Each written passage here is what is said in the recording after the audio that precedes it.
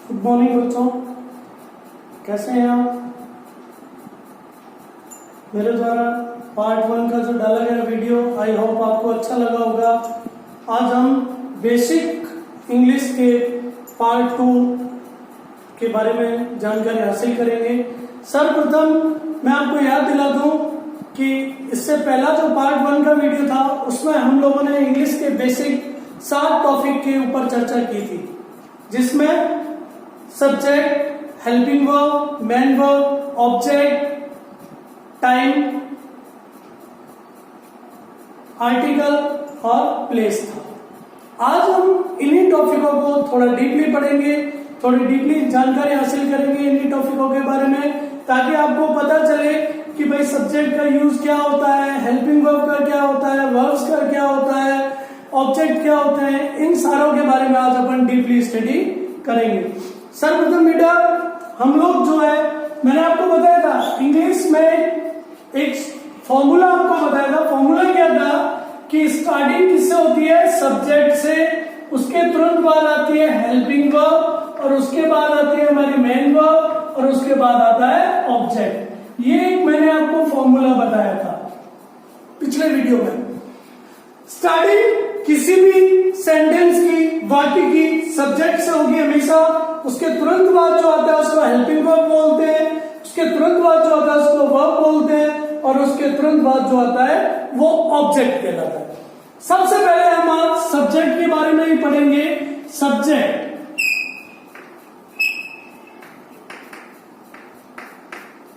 इसको बेटा हिंदी में बोलते हैं कर्ता।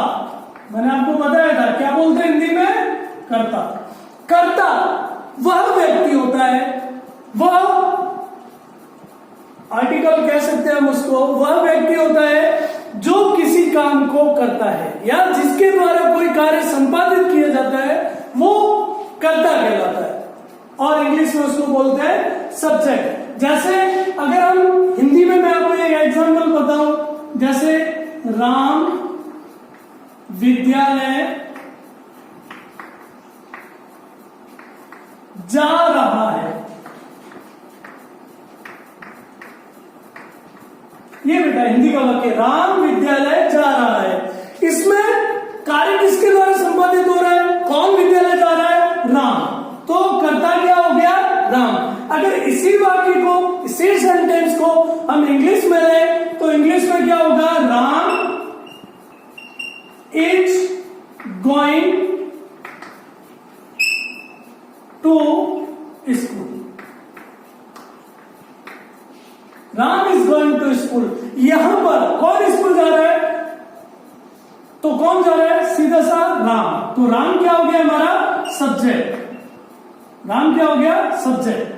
वही जो मैं आपको बताने जा रहा हूं, जो कहने जा रहा हूं, मेरा कहने का तात्पर्य वो यही है कि वाक्य की शुरुआत जिससे भी होती है दैट इज कॉल्ड सब्जेक्ट। उसको हम क्या बोलते हैं? सब्जेक्ट। ठीक है, जो भी कार्य, जैसे मदर इज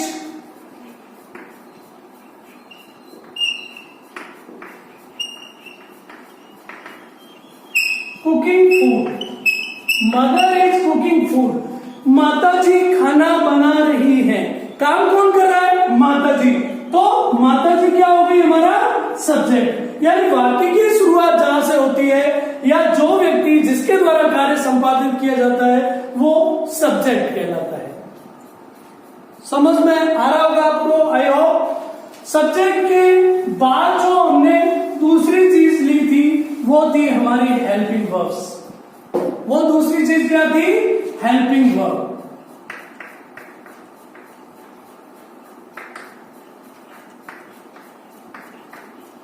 और हिंदी में इसको हम बोलते थे सहायक क्रिया।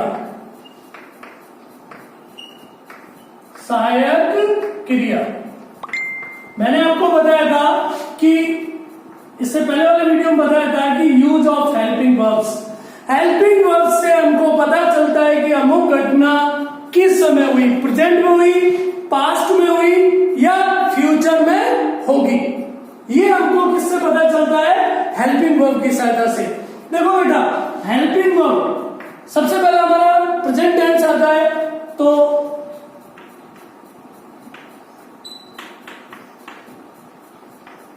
प्रेजेंट टेंस, और इसको हिंदी में बोलते हैं वर्तमान काल।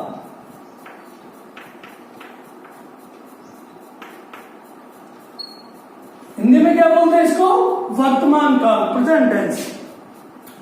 प्रेजेंट टेंस जो है उसके अंदर helping verb is, am, are, do, does, has और है, ये हेल्पिंग वर्ब्स यूज होती हैं। अब देखो, जो मेन सीक्वेंस है, जो मेन इसमें फंडा है, वो मैं आपको क्लियर करने जा रहा हूं। अगर कोई वाक्य है जिसके अंदर ये सारी हेल्पिंग वर्ब है, is, am, are, do, does, has, है, इनमें से कोई सी भी हेल्पिंग वर्ब है, तो हमको सीधा सा पता चल जाएगा कि ये जो वाक्य है, ये जो टेंस है, वो किस काल का है? प्रेजेंट टेंस, यानी वर्तमान काल का है, प्रेजेंट टेंस का वाक्य है।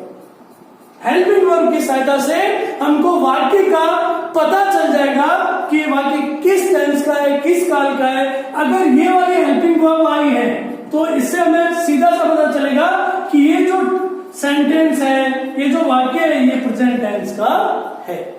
इसके बाद जो नेक्स्ट दूसरा आता है वो है पास्ट टेंस।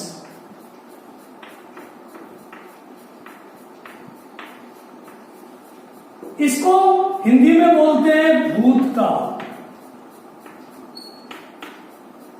हिंदी में क्या बोलते हैं? भूतकाल। भूतकाल यानी बीता हुआ, जो बीत चुका है, बीता हुआ भूतकाल। अब भूतकाल के अंदर बेटा जो हेल्पिंग वर्ब हम यूज करते हैं वो है वॉज या वर या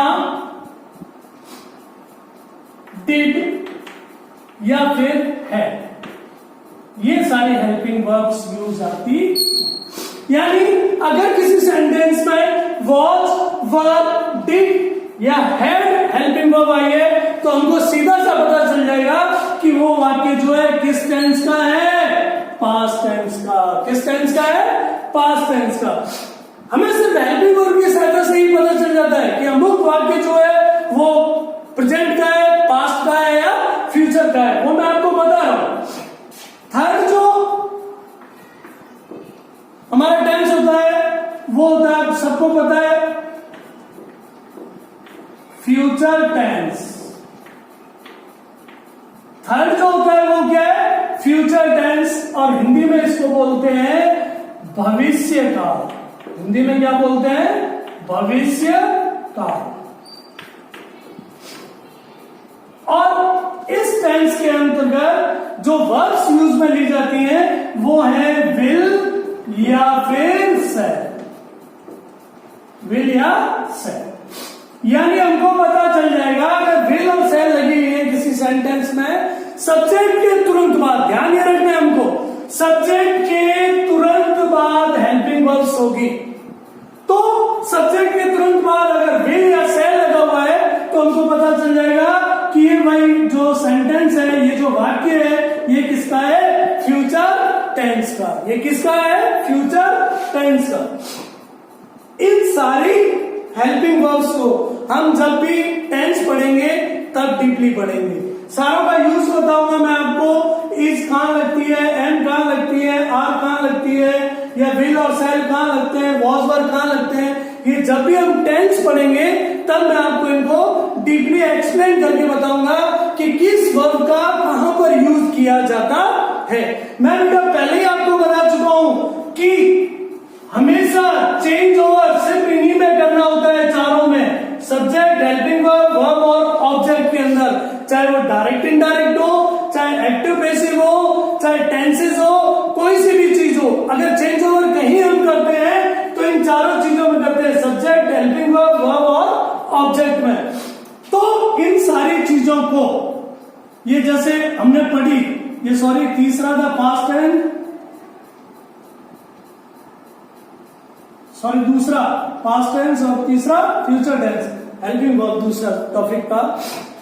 अब देखो बेटा इनका वन बाय वन यूज जो है डिटेलिंग अपन लोग जब टेंस पढ़ेंगे तब मैं आपको पढ़ाऊंगा। तो तीसरी चीज थर्ड थिंग क्या है बेटा? वर्ब। थर्ड थिंग वर्ब, और वर्ब को हिंदी में कहते हैं क्रिया। क्या कहते हैं? क्रिया।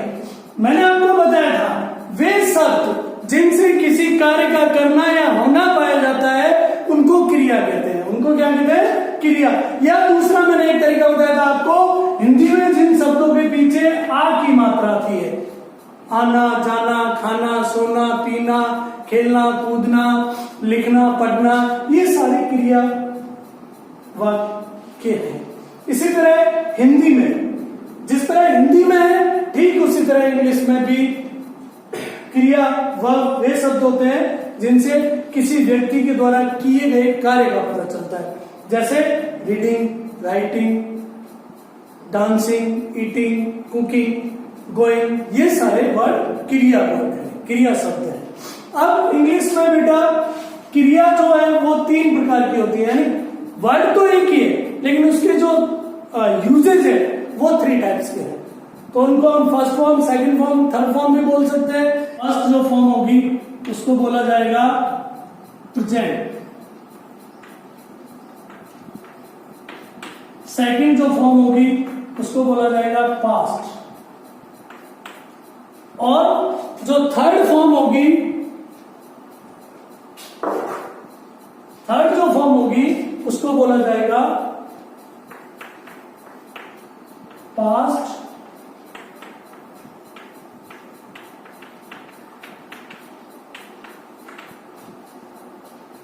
पार्टिसिपल। ये तीनों फॉर्म। अब हम इसके एग्जाम्पल अगर देखें, मान लो सपोज हम इसके एग्जाम्पल देखना चाहें कि एग्जाम्पल क्या क्या है, तो जैसे अभी मैंने आपको बताया इसके तीनों फॉर्म जो होती हैं वो मतलब तो एक ही होता है लेकिन इनके यूजेस अलग अलग जगह अलग अलग होते हैं। जैसे गो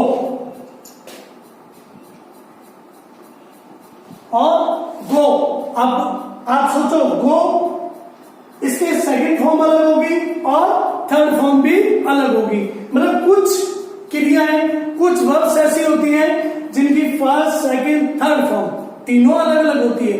कुछ वर्ब्स ऐसी होती हैं जिनकी फर्स्ट फॉर्म अलग होती है लेकिन सेकंड और थर्ड फॉर्म सेम होती है, और कुछ वर्ब्स ऐसी होती हैं जिनकी फर्स्ट, सेकंड, थर्ड फॉर्म तीनों एक जैसी होती है। डीपली बेटा उस समय पढ़ेंगे जब मैं आपको टेंस पढ़ाऊंगा, तो मैं आपको इनको डीपली पढ़ाऊंगा। सारा वर्ब्स जो है उनको सारों को डीपली पढ़ाऊंगा कि भाई कौन सी फर्स्ट फॉर्म है, कैसे बनती है, कैसे चेंज ओवर होता है, सारी चीजें।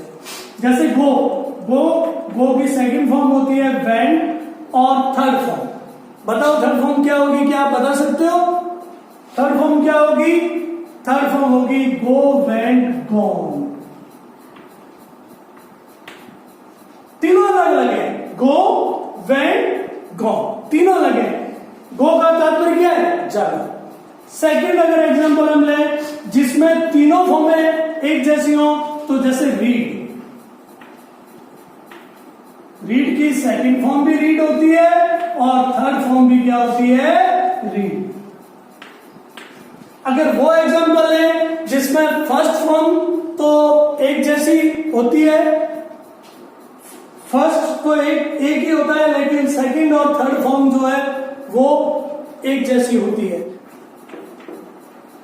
फर्स्ट फॉर्म होगी, सेकंड फॉर्म होगी प्लेड, और इसकी जो थर्ड फॉर्म होगी वो भी प्लेड होगी। देखो बेटा पहले एग्जांपल में फर्स्ट फॉर्म अलग है, सेकंड अलग है और थर्ड भी अलग है। दूसरा एग्जांपल फर्स्ट, सेकंड और थर्ड तीनों एक जैसी है, और चौथे एग्जांपल में फर्स्ट अलग है बाकी पीछे वाली दोनों एक जैसी है।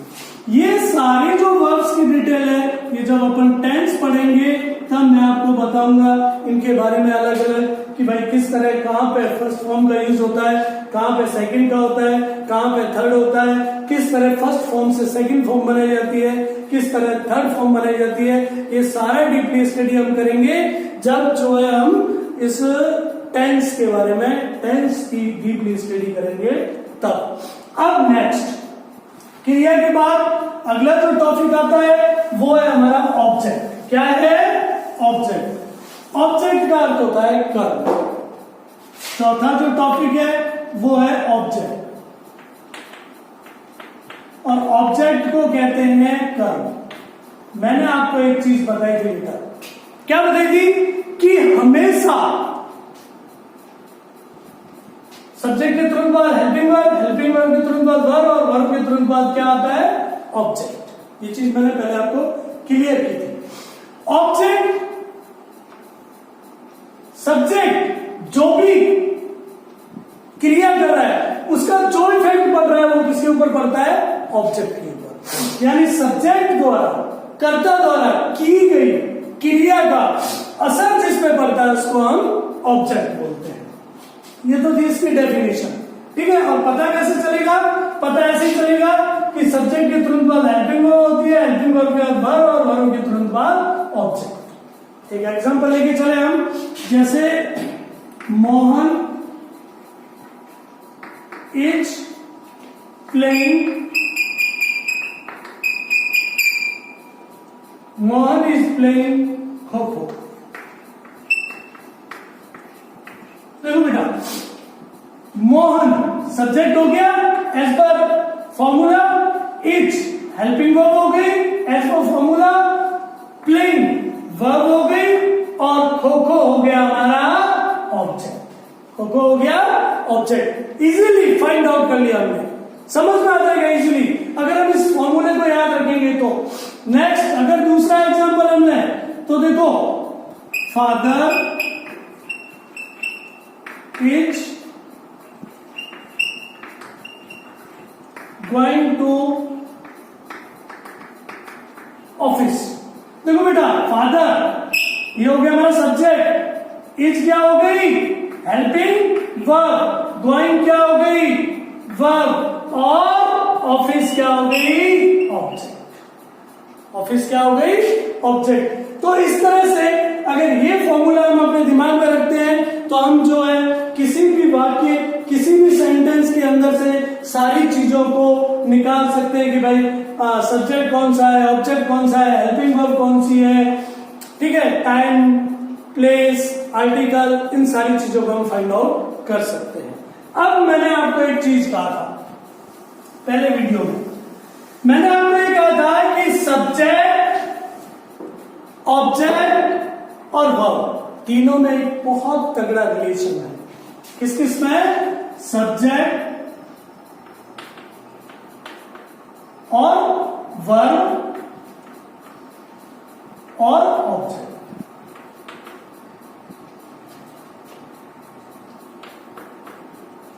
इन तीनों के अंदर एक तगड़ा रिलेशन है, ये आपस में एक रिलेशन में होते हैं। क्या रिलेशन होता है, क्या संबंध होता है इनमें, वो मैं आपको बताने जा रहा हूं। जैसे एक छोटा सा उदाहरण है, बहुत माइनर सा, आप सभी को पता होगा, राम किल्ड रावण।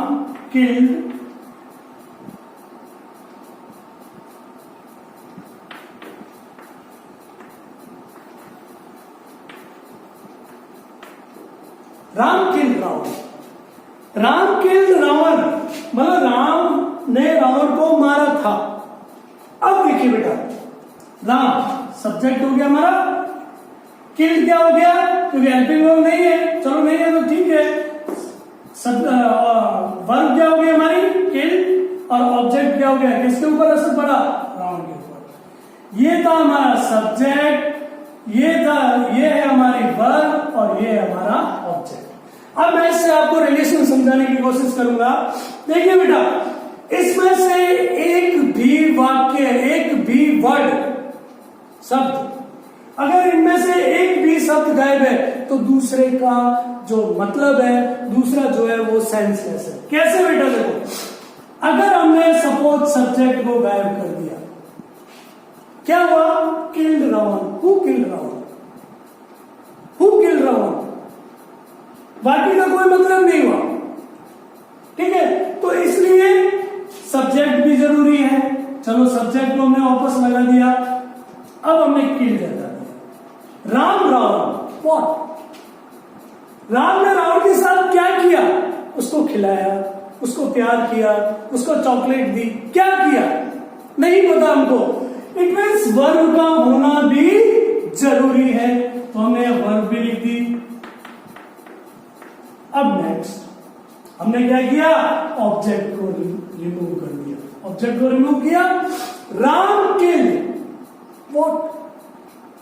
क्या मारा उसने? चूहा मारा, मेढक मारा, बिल्ली मारी, क्या मारा? राम किल क्या मारा, यानी अभी भी वाक्य सेंसलेस है। मेरे कहने का तात्पर्य है इन तीनों चीजों का होना जरूरी है। जैसे राम किल रावण। अब बेटा देखिए, राम किल रावण, बाकी सेंटेंस पूरा हो गया। यानी ये तीनों सब्जेक्ट, वर्ब और ऑब्जेक्ट एक दूसरे के पूरक हैं। एक दूसरे के बिना ये सेंसलेस है, इनका कोई भी मतलब नहीं होता, वाक्य अधूरा रहता है, सेंटेंस जो है वो अधूरा रहता है। इसलिए एक सेंटेंस को पूरा होने के लिए इन तीनों चीजों की बहुत आवश्यकता है। यही रिलेशन है इन तीनों में कि ये तीनों एक दूसरे के पूरक हैं, एक दूसरे के बिना अधूरे हैं, एक दूसरे के बिना ये सेंसलेस है, इनका कोई मतलब नहीं है। इसलिए एक वाक्य कंप्लीट जब भी होता है, एक सेंटेंस कंप्लीट जब भी होता है जब उस सेंटेंस में ये तीनों चीजें होती है। That is the relation between subject, verb and object. Clear बेटा?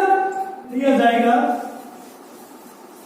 अब हम ऑब्जेक्ट हो गया। ऑब्जेक्ट के बाद जो नेक्स्ट थिंग थी वो थी हमारी टाइम। पांचवा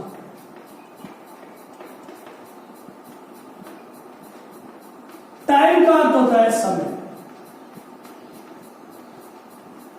ठीक है बेटा? समय, जो घटना है वो किस समय घटित हुई, या उस समय क्या था, क्या चल रहा था, कब हुई, संडे को हुई, मंडे को हुई, 2003 में हुई, 2004 में हुई, 2012 में हुई, जो भी है घटना का समय, उसको हम बोलते हैं टाइम। ये ऑप्शनल है, किसी वाक्य में होगा अगर आवश्यकता होगी तो, और नहीं होगी तो नहीं होगा। जैसे अगर हम एक एग्जांपल लेके चलें, जैसे कोई एग्जांपल लिखें, Sita is eating an apple in morning time.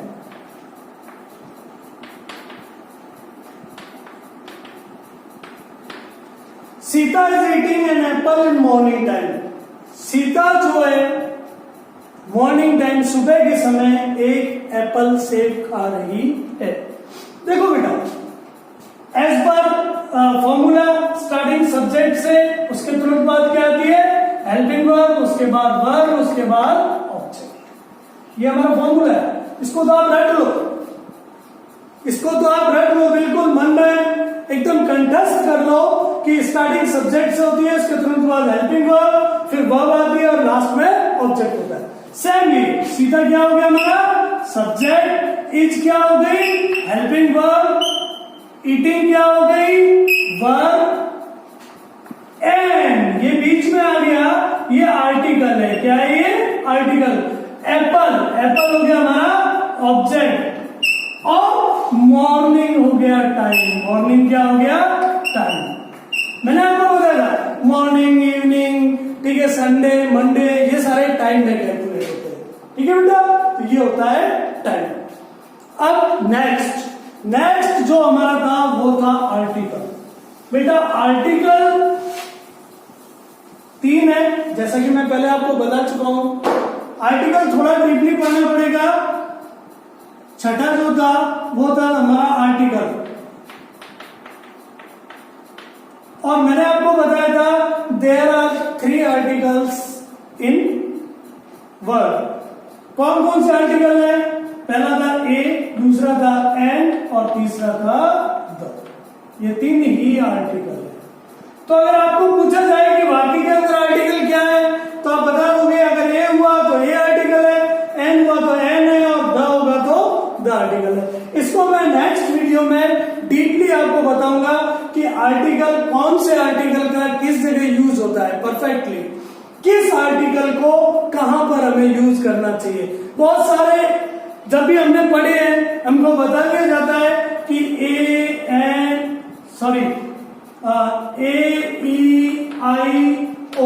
AEIOU जहां पे होता है, जिन वर्डों की स्टार्टिंग होती है वहां पे एन का यूज होता है। बेटा ये गलत है, ये गलत है। अगर हम इस तरह से देख के करेंगे तो गलत होगा। इसलिए मैं आपको कह रहा हूं कि नेक्स्ट वीडियो में मैं आपको बताऊंगा कि परफेक्ट यूज कहां पर ए एन द का होता है, हमें परफेक्ट यूज कैसे करना चाहिए ताकि हमारा गलत न हो। हाँ बेटा, अब बची सातवीं चीज। सातवीं चीज जो थी वो हम क्या थी हमारी, वो थी प्लेस। प्लेस का अर्थ होता है स्थान, स्थान या जगह, यानी घटना की जगह। घटना कहां घटित हुई या कहां घटित हो रही है या कहां घटित होगी, वो जगह कहलाती है प्लेस। ठीक है, अब जैसे एक एग्जांपल लेके मैं आपको इसको समझाता हूं, आपको समझ में आएगा। जैसे my father is reading a news paper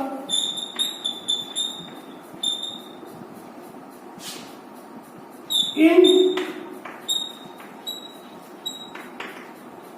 morning time at our garden। देखिए बेटा, my father is reading a news paper in morning time at our garden. अब देखिए वही फॉर्मूला, ध्यान रखना आप लोग, वही फॉर्मूला दिमाग में बैठा के रखना। स्टार्टिंग किससे होगी, सब्जेक्ट से। इसके तुरंत बाद क्या आएगी, हेल्पिंग वर्ब, फिर क्या आएगी, वर्ब, और फिर क्या आएगा, ऑब्जेक्ट। यानी माई फादर क्या हुआ, सब्जेक्ट। इज क्या हुई, हेल्पिंग वर्ब। रीडिंग, रीडिंग क्या हुई, रीडिंग हो गई वर्ब। न्यूज, बीच में आ गया, ये जो है बेटा ये होता है आर्टिकल। न्यूज़पेपर, ये न्यूज़पेपर जो है ये हो गया हमारा ऑब्जेक्ट। मॉर्निंग, मॉर्निंग हो गया ये हमारा टाइम, और ये गार्डन जो है ये हुआ प्लेस। गार्डन क्या हुआ, प्लेस। ठीक है बेटा, आज के वीडियो में इतना ही। कल मैं आपको हेल्पिंग वर्ब्स और आर्टिकल्स को डीपली पढ़ाऊंगा।